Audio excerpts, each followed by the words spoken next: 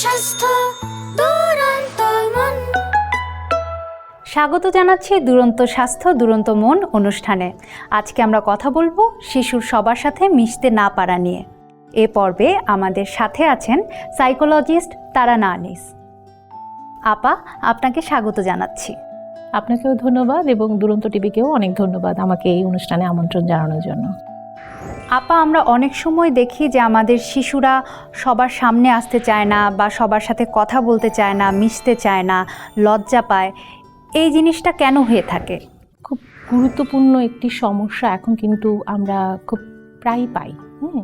এবং 1 বছর বয়স থেকে কিন্তু বাবা মা লক্ষ্য করেন তার সন্তানটির সামাজিক দক্ষতা, অর্থাৎ একটা বাচ্চার ওই সময়টাতে চোখে চোখে তাকানো, হাসির বিনিময়ে হাসি দেওয়া, এবং একটা বাবা মা যখন একটা মজার কোনো গল্প করছে, মজার কোনো একটা গান শোনাচ্ছে, সেই গানের সাথে বা গল্পের সাথে সেইভাবে করে কিন্তু তাল মেলাতে পারছে না। তখন থেকে বাবা মা যখন সচেতন হয়ে আমাদের কাছে আসে, আমরা কিন্তু দেখতে পাই যে বিকাশের দিক থেকে সোশ্যাল ব্রেনটা ডেভেলপ করছে না। সেই জায়গা থেকে এই সমস্যাগুলো তৈরি হয়। আপা, আমাদের সন্তানরা যখন লজ্জা পায় বা কারোর সাথে মিশতে চায় না, সামনে আসতে চায় না, তখন মা বাবা হিসেবে আমাদের কি করণীয়? ছোট্টবেলা থেকেই যখন আসলে বিকাশের দিক থেকে পিছিয়ে থাকে, শুধু কিন্তু সোশ্যাল ব্রেন ডেভেলপমেন্টে পিছিয়ে থাকে অনেকটা, কিন্তু যখন আমরা আরও বেশি বাচ্চাটাকে ক্লোজলি অবজার্ভ করি, বাচ্চাটাকে দেখি, তখন অনেক সময় আমরা পাই যে বাচ্চাটার কথা বলতেও দেরি হচ্ছে এবং বাচ্চাটা কথা ঠিক গুছিয়ে বলতে পারছে না, বা কোন কথার উত্তরে কি কথা বলতে হবে, কিভাবে কোন প্রতিক্রিয়াটা করতে হবে, তার সমবয়সীদের সাথে সে কিভাবে প্রতিক্রিয়া করবে, এই জায়গাগুলোতে তার ব্রেনটা ঠিকমতো ডেভেলপ করে না। তো সেই ক্ষেত্রে বাবা মা হিসেবে যখনই আমরা বুঝতে পারবো যে আমার বাচ্চার বিকাশটি ঠিক পরিপূর্ণ হচ্ছে না, কথার বিকাশ হচ্ছে না, মানসিক বিকাশটা হচ্ছে না, বা সোশ্যাল বিকাশটা হচ্ছে না, তখনই কিন্তু আসলে তার যেই জায়গায় অসুবিধাগুলো আছে সেই থেরাপিগুলো কিন্তু দিতে হবে। অনেকে ভাবে যে আচ্ছা ঠিক আছে, আমিও দেরি করে ছোটবেলায় কথা বলেছি, আমার বাবাও ছোটবেলায় দেরি করে কথা বলেছে, আমার বাচ্চা একটা সময়ের পরে ঠিকই কথা বলবে। খুব একটা এই জায়গাটাকে গুরুত্ব দেন না। কিন্তু আমরা বলবো যে এখন আসলে দেখতে হবে যে 1 বছরের মধ্যে বাচ্চা যদি একটি শব্দ, 2টি শব্দ না বলতে পারে, তাহলে ধরে নিতে হবে বাচ্চাটি বিকাশের দিক থেকে ও কিছুটা হয়তো পিছিয়ে যাচ্ছে। তখনই কিন্তু আসলে স্পিচ থেরাপিস্ট বা বাচ্চাদের চাইল্ড সাইকোলজিস্ট ওদের কাছ থেকে পরামর্শ নিয়ে বাচ্চার জন্য যেই থেরাপিগুলো প্রয়োজন সেই থেরাপিগুলো দিতে হবে। আপা, সবার সাথে মিশতে না পারা বা কারো সামনে যেতে যে লজ্জা পাওয়া, এটা কি আসলে কোনো রোগ, বা কোন পর্যায়ে গেলে আমরা সেটাকে নিয়ে বিশেষজ্ঞের কাছে যাব? এটা আসলে শুরুর দিকটায় আসলে রোগ হিসেবে এটা আমরা দেখি না, কিন্তু পরবর্তীতে এটা রোগ হিসেবে তখনই আমরা নির্ণয় করব যখন দেখব যে এই সোশ্যাল অ্যাংজাইটির কারণে, অর্থাৎ তীব্র মাত্রায় সামাজিক ভীতির কারণে আমার বাচ্চাটি স্কুলে যাচ্ছে না, তার সমবয়সীদের সাথে মিশতে পারছে না, এবং সে বিভিন্ন ধরনের পাবলিক প্রোগ্রামগুলোতে বা হয়তো বিয়ে বাড়ির অনুষ্ঠান বা হয়তো কোনো বার্থডে পার্টি, এইসব জায়গায় সে যেতে পারছে না, এবং এইসব জায়গায় গেলে পরে তার মধ্যে তীব্র মাত্রার একটা ভয় তৈরি হচ্ছে এবং রাগ তৈরি হচ্ছে, কষ্ট তৈরি হচ্ছে। সেই সময়টায় এটাকে আমরা রোগ হিসেবে চিহ্নিত করব, এবং তখন অবশ্যই বিশেষজ্ঞের পরামর্শ নিতে হবে। আপা, এই যে আমাদের সন্তানেরা অনেক সময় মিশতে লজ্জা পায় বা কথা বলতে লজ্জা পায়, এটা কি বিশেষ কোনো রোগের কারণেও হতে পারে? অনেকগুলো ডিসঅর্ডার বলি আমরা, বিকাশগত সমস্যা, সেই সমস্যাগুলোর সাথে এটা একটা কোমরবিড সমস্যা আমরা পাই। অনেক সময় দেখা যায় যে সেপারেশন অ্যাংজাইটি, যেই সময়টাতে বাচ্চা স্কুলে প্রথম যাচ্ছে, সেই সময়টাতে বাচ্চার মধ্যে কিন্তু এক ধরনের একটা অ্যাংজাইটি, অর্থাৎ প্রচণ্ড রকম তীব্র একটা ভয় কাজ করে।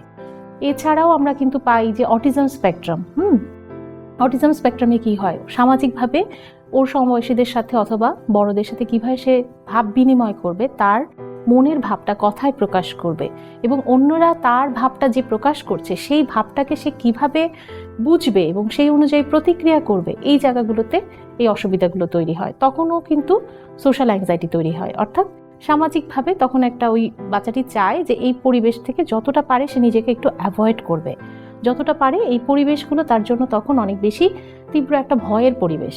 কারণ বড়রা এসেই কিন্তু জিজ্ঞেস করবে তুমি কোন ক্লাসে পড়ো, কোন স্কুলে পড়ো, তোমার কি করতে ভালো লাগে।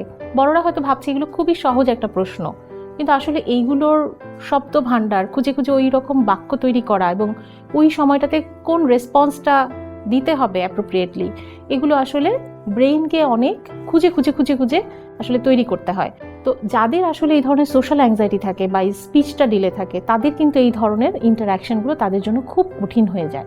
সেখান থেকেও কিন্তু আসলে সোশ্যাল অ্যাংজাইটিটা বা এই সামাজিক ভীতিগুলো তৈরি হয়। যেহেতু সবার সাথে মিশতে গেলে এই ধরনের এক্সপিরিয়েন্সগুলো বারবার ওকে এক্সপিরিয়েন্স করতে হচ্ছে, এটা তার মধ্যে এক ধরনের একটা ভীতি সঞ্চার করে। এছাড়াও আরও বিকাশগত যে সমস্যাগুলো আছে, ডিসলেক্সিয়া আছে বা শিক্ষণ প্রতিবন্ধকতা আছে, বা স্কুলে হয়তো পারফরমেন্স একটু খারাপ হচ্ছে বা আত্মবিশ্বাসটা কম থাকছে, সেসব জায়গায়ও কিন্তু আসলে সোশ্যাল অ্যাংজাইটিটা থাকে বা সামাজিক ভীতিগুলা খুব কাজ করে। আপা, এসব ক্ষেত্রে সন্তানের প্রতি বা শিশুর প্রতি বড়দের আচরণ কিরকম হওয়া উচিত? বাবা মা হিসেবে যদি আমি বুঝতে পারি যে আমার সন্তানটি বিকাশের দিক থেকে পিছিয়ে আছে, কথার বিকাশে পিছিয়ে আছে, বুদ্ধির বিকাশে পিছিয়ে আছে, বা ওর হয়তো ফিজিক্যাল ডেভেলপমেন্টও পিছিয়ে আছে, তাহলে বিকাশের যেই যেই এরিয়াগুলো, যেই যেই ডোমেনে বাচ্চাটা পিছিয়ে আছে, সেই জায়গায় আসলে বাচ্চাটিকে আমাদেরকে স্টিমুলেশন দিতে হবে। স্টিমুলেশনটা কি? যেই টেকনিকগুলো বা স্ট্র্যাটেজিসগুলো, যেই খেলাগুলো, যেই ইন্টারাকশনগুলো খেললে পরে বাচ্চার ওই স্পেসিফিক এরিয়া বা ডোমেনগুলো স্টিমুলেটেড হবে, অর্থাৎ ওর বিকাশের দিক থেকে যে গ্যাপটা ছিল সেই গ্যাপটা কিছুটা সে ম্যানেজ করতে পারবে, সেইভাবে বাচ্চাটাকে হেল্প করতে হবে। অতিরিক্ত আমাদের এক্সপেকটেশনটা চাপিয়ে না দিয়ে বাচ্চা যেন খুব ওর সময় মতো ও যেন একটু একটু করে ওভারকাম করতে পারে ওর যে কষ্টগুলো হচ্ছে বা ও যে জায়গায় সাফার করছে, সেই জিনিসগুলো আমাদেরকে সাপোর্টগুলো দিতে হবে।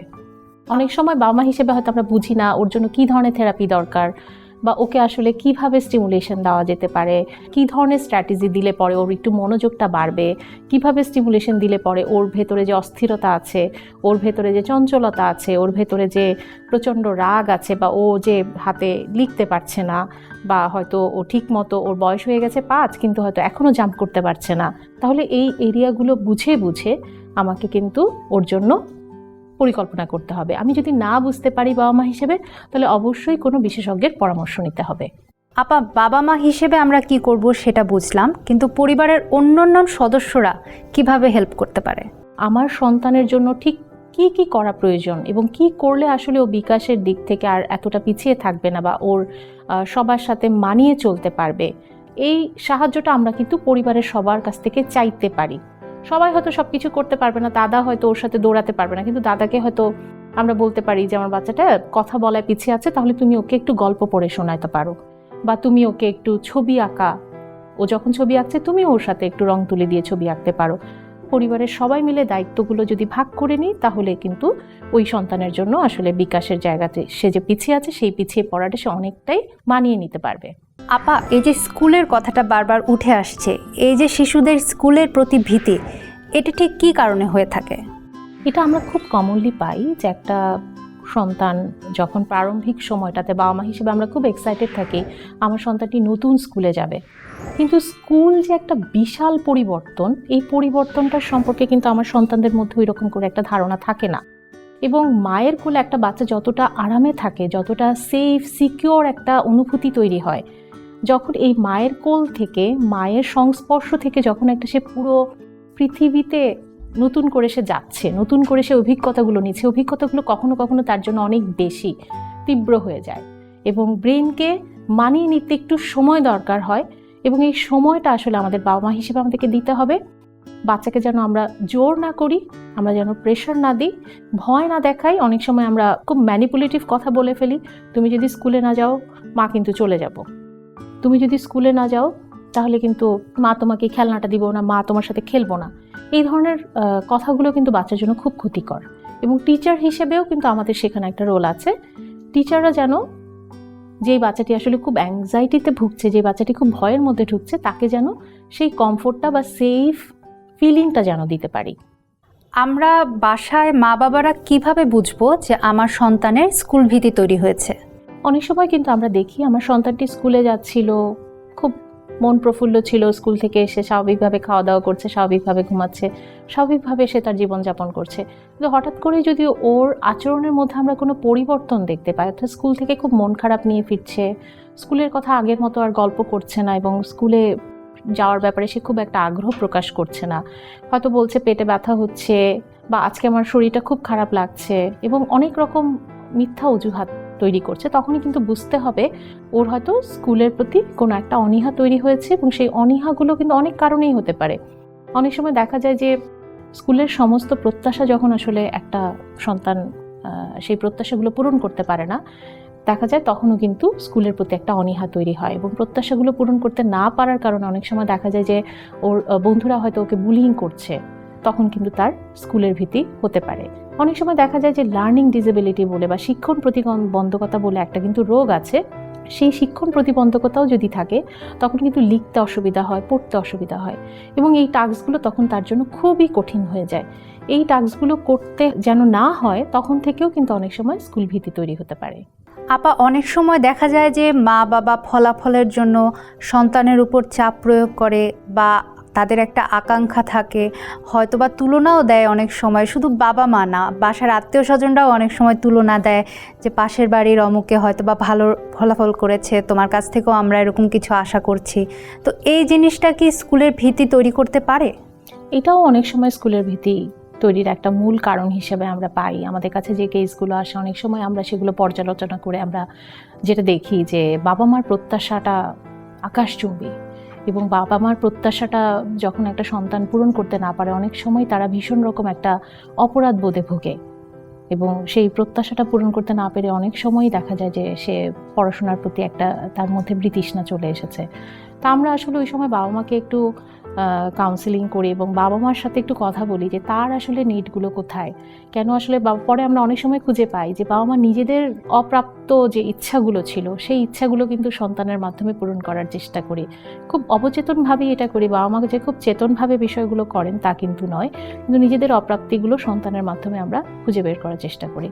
তো সন্তান হিসেবে যখন এই প্রত্যাশাগুলো পূরণ করতে না পারে তখন কিন্তু তার মধ্যে ভীষণ রকম মানসিক চাপ তৈরি হয়, এবং আমরা দেখি খুব তার ভেতরে রাগ এবং তার ভেতরে অপরাধ বোধ এবং তার ভেতরে আচরণগত সমস্যাগুলো বের হচ্ছে। আপা, কোনো শিশুর যখন অলরেডি স্কুল ভীতি তৈরি হয়ে গিয়েছে তখন আমরা কি করব? তাকে কি আমরা স্কুলে পাঠাবো নাকি পাঠাবো না? পাঠালে তো জোর করে পাঠাতে হবে, সেটা কি ঠিক হবে? ভীষণ গুরুত্বপূর্ণ একটি কথা। স্কুলের ভীতি যখন আসলে তৈরি হয়, একটা বিষয় সম্পর্কে যখন একটা নেগেটিভ ধারণা মনের ভেতরে বা ব্রেইনের ভেতরে আমার গেঁথে যায়, তখন সেই জায়গাটায় বাবা মা হিসেবে আমি যদি তখন জোর করি, বা স্কুলের টিচার হিসেবেও তখন যদি আমার বাচ্চাকে জোর করে স্কুলে পাঠানোর চেষ্টা করি, সেই ভয়টা কিন্তু আমার মেমোরিতে বা ব্রেইনে গেঁথে যায়। তো বাবা মা হিসেবে আসলে তখন উচিত বাচ্চাটাকে সাপোর্ট করা, স্কুলের টিচার হিসেবে বাচ্চাটাকে সাপোর্ট করা, এবং বাচ্চার জন্য একটু ফ্লেক্সিবল কারিকুলাম বা ফ্লেক্সিবল এনভায়রনমেন্টটা যেন বাচ্চা পেতে পারে সেই জায়গাটা সাপোর্ট দেওয়া। বাবা মা হিসেবে ওই সময়টা তার ভয়টা সে কীভাবে কাটাতে পারে, ওই ভয়টা নিয়ে অনেক কথা বলা, এবং ওই ভয়টার কতটুকু যৌক্তিক দিক আছে, এবং ওই ভয়ের সাথে যে বাবা মা সাথে আছে, ওর ভয়টা যে খুব ভ্যালিড, ওর ভয়টা যে বুঝতে পারছে বাবা মা, ওকে যতটা রকম মানসিক সাপোর্ট ওই সময়টায় দেওয়া যায় সেটা বাচ্চার জন্য হেল্পফুল হবে। জোর করলে সেটা তার মধ্যে একটা নেগেটিভ ট্রমা এক্সপিরিয়েন্স বা নেগেটিভ মেমোরি হিসাবে ওটা তার ব্রেনে থেকে যাবে। সেটা পরবর্তীতে যখনই এরকম নতুন কোনো পরিবেশ সে যাবে সেখানে সেই ভয়টা কিন্তু তার জন্য আবার বের হবে, বা ভয়টা আবার তার ট্রিগার করবে। আপা, স্কুলে গিয়ে যেন স্কুল ভীতি তৈরি না হয় সেটার জন্য শুরু থেকেই স্কুলে দেবার আগে আমরা পরিবার থেকে মা বাবা হিসেবে কি করতে পারি? যখন বাচ্চার জন্য আমরা স্কুল সিলেক্ট করছি, কিছু বিষয় মাথায় রাখা প্রয়োজন। আমার বাচ্চার বিকাশটি কি ঠিক মতো হচ্ছে কিনা। অনেক সময় কিন্তু এখন আমরা পাই যে যেই বাচ্চাটির আসলে স্পিচটা ডিলে হচ্ছে, অনেক ডক্টরই কিন্তু রিকমেন্ড করছে যে আপনার সন্তানটিকে আপনি স্কুলে ভর্তি করিয়ে দিন। বাচ্চাদের সাথে ও যখন আরও বেশি মিশবে, বাচ্চাদের সাথে আরও বেশি খেলতে পারবে, তখন কিন্তু সে স্কুলটা এনজয় করবে এবং ওর বিকাশটা ত্বরান্বিত হবে, বিকাশটা খুব দ্রুত হবে। কিন্তু আসলে কিন্তু সবসময় এরকমটা হয় না। স্কুল একটা সাপোর্টিভ মাধ্যম, হ্যাঁ, স্কুল একটা সেকেন্ডারি সাপোর্টিভ মাধ্যম। যখন যে বাচ্চাটির বিকাশে সে পিছিয়ে আছে, তাহলে বুঝতে হবে আমার বাচ্চাটি যদি বিকাশে পিছিয়ে থাকে তাহলে তার জন্য একটু 1-to-1 এই ধরনের কোনো শিক্ষা মাধ্যম আছে কিনা, বা যেই স্কুলটাতে খুব ফ্লেক্সিবল কারিকুলাম, অনেক বেশি চাপ নাই, হ্যাঁ, অনেক বেশি এক্সপেকটেশন নাই, বাচ্চাদের শুধু প্লে গ্রুপে খেলতে দিচ্ছে, প্লে গ্রুপে হয়তো সার্কেল টাইম করাচ্ছে, প্লে গ্রুপে হয়তো বাচ্চাদের সাথে অনেক বেশি রাইমস করা বা বাচ্চাদেরকে বিভিন্ন সেন্সারি স্টিমুলেশন দেওয়া, সেই জায়গাগুলো তোরা বেশি ফোকাস করছে, সেই ধরনের স্কুলগুলো সিলেক্ট করা দরকার, যেখানে খুব কম বাচ্চা আছে এবং টিচাররা ভীষণ কেয়ারি এবং প্লেফুল ওয়েতে ওদের সাথে শুধু ইন্টারাকশন করছে। যদি বাচ্চাটা বিকাশে পিছিয়ে থাকে। আর যদি বাচ্চাটি বিকাশে পিছিয়ে না থাকে, তারপরেও আমি বলবো স্কুল যেহেতু একটা নতুন অভিজ্ঞতা, এই নতুন অভিজ্ঞতা যেন খুব সুখকর হয় এবং শেখার প্রতি আমার যেন আগ্রহ তৈরি হয়, সেই জায়গার জন্য কিন্তু আমাকে খুব একটা সহজ স্কুল যেন আমরা সিলেক্ট করি। এছাড়াও আরেকটু আমরা মাথায় রাখতে পারি, হয়তো আমার বাচ্চার স্কুল আওয়ারের পরে ওর কোনো এক্সট্রা কারিকুলার অ্যাক্টিভিটি আছে কি না, বা স্কুলে ওরা যেই বাচ্চাটি হয়তো একটু ট্যান্ট্রাম শো করছে, বা যেই বাচ্চাটি হয়তো একটু কথায় পিছিয়ে আছে, বা হয়তো লিখতে পারছে না, বা হয়তো অন্য কোনো অসুবিধা আছে, এই অসুবিধাগুলো ওরা ম্যানেজ করার জন্য স্ট্রাকচারগুলো ওই স্কুলে আছে কিনা, বা টিচাররা ট্রেইনড কিনা, এই বিষয়গুলো আমরা মাথায় রেখে কিন্তু আমার সন্তানের জন্য একটা স্কুল সিলেক্ট করতে পারি। আপা, আপনি শেখার আগ্রহের কথা বললেন। বাসায় আমরা পরিবারের সদস্য হিসেবে শিশু সন্তানকে কি করতে পারি যাতে তার শেখার আগ্রহটা বাসাতেই তৈরি হয়ে যায়? শেখার আগ্রহটা তৈরি করার জন্য প্রথমে আমার সন্তানটিকে অনেক বেশি এক্সপ্লোর করার একটা পারমিশন দিতে হবে। আমরা কিন্তু খুব দেখি যে বাবা মা হিসেবে না খুব গার্ডেড থাকি, সবসময় বলি এটা করা যাবে না, এটা করো না, ওখানে হাত দিও না, এটা ভেবে ধরো না। সারাক্ষণ না শুনতে গিয়ে কিন্তু আমাদের ব্রেইনের কিন্তু একটা ধর্ম আছে, যেটা না শুনলে বাচ্চারা কিন্তু সেটাই করবে। এবং বাচ্চা যখন প্রতিনিয়ত না শুনছে, ছোটোবেলা থেকেই না ওর মধ্যে চিন্তা করার একটা ব্লক কাজ করে। আমরা যখন বড়োবেলায় কাউকে এক্সপ্লোর করতে যে আমরা দেখি যে সে আর ঠিক চিন্তা করতে পারছে না, এর বেশি আর আগাতে পারছে না, কেন? জায়গাটা আসলে কোথা থেকে এসেছে? সেই জায়গাটা খুঁজতে গিয়ে আমরা পাই যে ছোটোবেলায় সে খুব না শুনেছে, এটা ধরো না, এটা দেখো না, এটা ভেবে দেখতে হয় না, এটা ভেবে ধরতে হয় না। তো বাবা মা হিসেবে আমরা যেন অনেক বেশি পারমিশন দিই যে ঠিক আছে, এটা তুমি এক্সপ্লোর করতে পারো, এটা দেখতে পারো, আসলে তো দেখি, দুজন মিলে দেখি এটা ভাঙলে কি হয়, এটা খুলে দেখলে কি হয়, বা এটা তো এরকম করে পড়ে যায়, বা এটা পড়লে তো এরকম এই লালের সাথে নীল মিশলে যে কালারটা এরকম হয়ে যায়। বাচ্চাকে অনেক পারমিশন দেওয়া, তাহলেই কিন্তু বাচ্চার মধ্যে একটা সময় শেখার আগ্রহটা তৈরি হবে। আপা, আজকে আপনার সাথে কথা বলে আমরা অনেক কিছু জানতে পারলাম এবং বুঝতে পারলাম যে আসলে সন্তানরা যে আমাদের মিশতে পারছে না বা লজ্জা পাচ্ছে বা তার স্কুল ভীতি তৈরি হচ্ছে, এই জায়গাটায় আসলে পরিবারের সকল সদস্যদেরকেই এগিয়ে আসতে হবে সন্তানকে স্বাভাবিক করার জন্য। এ বিষয়ে আপনি যদি আরও কিছু বলতে চান আমাদের মা বাবার উদ্দেশ্যে। বাবা মা হিসেবে আসলে আমাদেরকে খেয়াল করতে হবে যে আমরা প্রচণ্ড রকম চাপ বোধ না করি, এবং নিজেরা কিন্তু অনেক সময় চাপের বশবর্তী হয়ে আমার বাচ্চাকে অবচেতনভাবে আমি চাপ দিতে থাকি, অর্থাৎ পুশ করতে থাকি, এবং অবচেতনভাবেই হয়তো আমার সন্তানকে কম্পেয়ার করতে থাকি যে ও দেখো কত সুন্দর করে কথা বলে, কত সুন্দর করে সবার সামনে গান করে, কত সুন্দর করে নাচ করে। এই কম্প্যারিজনগুলো যেন আমরা না করি। এবং আমার সন্তানের জন্য আমার বেস্ট গিফট হচ্ছে আমার স্টেবিলিটি, অর্থাৎ আমি যদি নিজে খুবই রিল্যাক্স থাকি তাহলে কিন্তু আমার প্যারেন্টিং বা আমার সন্তানের সাথে সম্পর্কটাও কিন্তু একটা স্ট্রেস ফ্রি সম্পর্ক হবে। আপা, আপনার সাথে কথা বলে সত্যিই অনেক গুরুত্বপূর্ণ তথ্য জানতে পারলাম এবং আপনাকে অসংখ্য ধন্যবাদ আমাদেরকে আপনার মূল্যবান সময় দেওয়ার জন্য। আপনাকেও ধন্যবাদ, দুরন্ত টিভিকেও ধন্যবাদ। আজ এ পর্যন্তই। কথা বললাম শিশুর সবার সাথে মিশতে না পারা নিয়ে। আগামী পর্বে আসব নতুন কোনো বিষয় নিয়ে, নতুন কোনো অতিথির সঙ্গে। সেই পর্যন্ত ভালো থাকবেন, সুস্থ থাকবেন এবং আমাদের সন্তানদের ভালো রাখবেন। দুরন্ত। ফেসবুকে ফলো করো এবং ইউটিউবে সাবস্ক্রাইব করো দুরন্ত টিভি।